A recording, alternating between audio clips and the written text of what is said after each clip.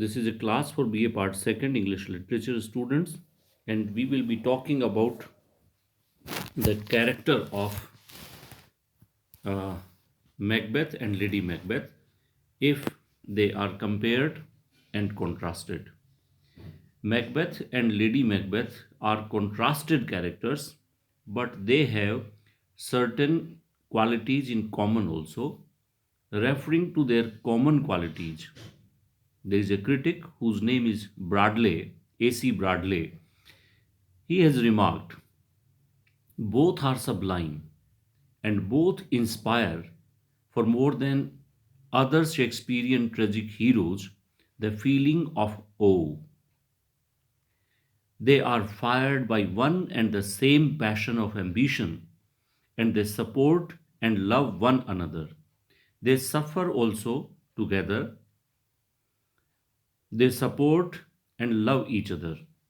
The disposition of each is high, proud, and commanding. They are born to rule, if not to reign. We observe in both no love of country and no interest in the welfare of anyone outside their family. Both have no separate ambitions and both remain tragic to the end, even grand. Yet, Macbeth and Lady Macbeth are placed at opposite poles in their characters. We can sum up the following salient characteristics in their characters. For example, we can make first point of comparison and contrast as difference of ambition. Both are ambitious, but only self pride behind the ambition of Macbeth is latent. Latent means छुपा हुआ होना. He is ambitious only for his own future, whereas Lady Macbeth is ambitious for her husband's sake only. She is not ambitious for her own sake, right? And the second thing that comes in our mind is difference of imagination in them. Both are imaginative, but Macbeth's imaginations are sentimental, undecided, and momentary, whereas Lady Macbeth is stern, she is rigid to her imagination, and is a realist. Macbeth is considered to be highly imaginative but half hearted, cowardly criminal, whereas Lady Macbeth is sternly practical and wholehearted fiend like queen, according to some of the critics. There is a critic, Dowden, he says, Macbeth's ambition alternately sublimates and enfeebles him. Enfeeble means kamjor karna. So ambition stimulates imagination stimulates him, but it makes him weak also. But his wife sees things in the clearest and most definite outlines. With her, to perceive is forthwith to decide, and to decide is to act. Macbeth resolves, but he falters back from action. He is restrained. Restrained means controlled by his imagination and fear. Uh, One more point that we can discuss is difference of means to attain the goal. Motives of both are the same, we know. They both want to be crowned, they both want the monarchy of Scotland, and both have a craving to attain their goals. That is to say, finally, Macbeth to be crowned. Macbeth desires to attain the goal by means of other than fair but blameless, and he is afraid of the consequences. Consequences means results.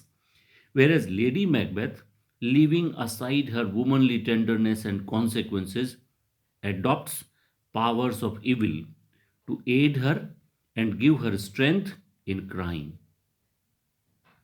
Uh, One more point that we can discuss their character is difference of dominating intelligence. Both are intelligent and imaginative, but to Macbeth, delicate sensibilities and imagination come near to his moral conscience, whereas in Lady Macbeth, intelligence dominates her imagination.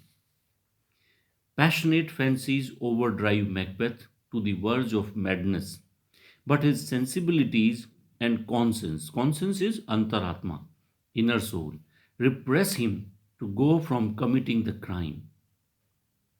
Lady Macbeth is a woman of iron nerve and strong common sense.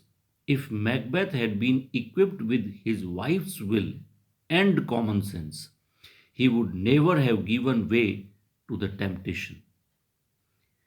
Macbeth's character is far more complex than Lady Macbeth's character with regard to their ambitions, imaginations, and practicality of the action. Macbeth surrenders to the supernatural, whereas Lady Macbeth is true to her character and she boldly faces the double task assigned to her. But however, we have to make a distinction of gender difference also between them. One of the most important difference between their characters is based on the difference between their being man and woman. Clint Brook is a critic who has very rightly observed in this regard.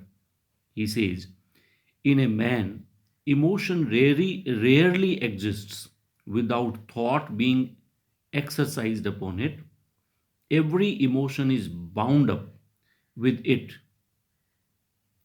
Every emotion is bound up with its thoughts, and every thought with its emotions, like two clasped hands. But in a woman, it is not so. However, passion or intellect is dominated in her. Macbeth indulges in reasoning, discussion of objections, results clearly, and seeks that he risks his soul and stains his honor black before slaying King Duncan. There is not a trace of all this reasoning in Lady Macbeth on the night of murder. Lady Macbeth, on the contrary, sees no objection to the murder of King Duncan in the whirl of her impulse. She is impulsive. She wants to act immediately, and that is why she does not think about the consequences, about the results. But this momentary loss of her womanhood and tenderness are avenged heavily by the return of her womanhood, which is disclosed to us when sleep has loosened her self control.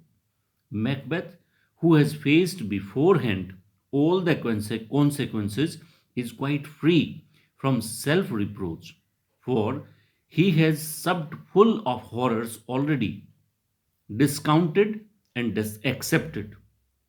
जो जो भी fears थे, जो भी consequences थे, he has already faced them, he has calculated them, and he has discussed within him all these repercussions.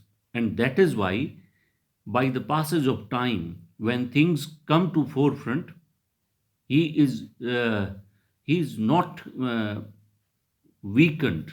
But Lady Macbeth, uh, she is uh, controlled by her womanly nature. There are worlds, and she acts as unself restrained as a law of nature, and she does not look prehend the consequences of her act, and that is why she is troubled. She loses her sleep, and she walks in her sleep, in her sleep, and she keeps talking to her about these moral lapses, about these incidents that occurred in their life, and ultimately they weigh upon her conscience so much that she commits suicide ultimately. Whereas Macbeth, when he has accepted all the repercussions, they trouble him no more. And afterwards, no whiteness remains in his heart, and he becomes cruel. And even in the last scene, when he is indulged in the battle, he's ready to uh, get killed in the war, but he does not lose his bravery, courage, and he is ready to accept that he has committed that crime. Okay, so in this manner, we can make the comparison and contrast in the characters of Macbeth and Lady Macbeth. Often in your examination, this perspective is asked, and therefore I have discussed this with you. Thank you very much.